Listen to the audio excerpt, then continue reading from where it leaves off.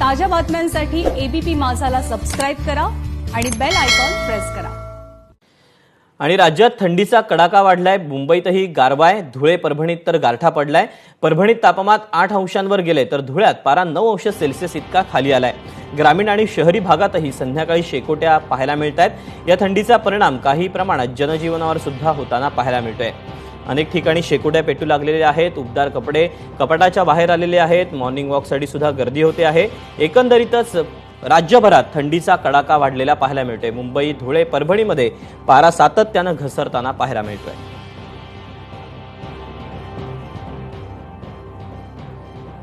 तेव्हा राज्यात थंडीचा कडाका वाढू लागलेला आहे आणि परभणीमध्ये हा पारा आता 8 अंशांवर गेलेला आहे तर धुळ्यामध्ये 9 अंश सेल्सिअस इतक्या तापमानाची नोंद करण्यात आलेली आहे। ग्रामीण आणि शहरी भागामध्ये संध्याकाळच्या सुमारास आणि पहाटेच्या सुमारामध्ये आता शेकोट्यांचा आधार लोक घेऊ लागलेली आहेत। पारा सातत्याने घसरतो आहे।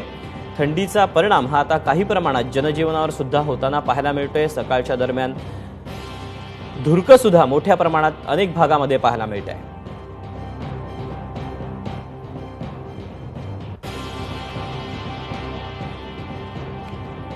राज्यभरामध्ये ठिकठिकाणी थंडीचा कडाका वाढतोय। गावोगावी शेकोट्या पेटत आहेत। परभणी आणि धुळ्यामध्ये गेल्या काही दिवसांमधला पारा हा मोठ्या प्रमाणात घसरलेला आहे तर मुंबईमध्ये सुद्धा हवेमध्ये गारवा मोठ्या प्रमाणात पसरलेला पाहायला मिळतोय।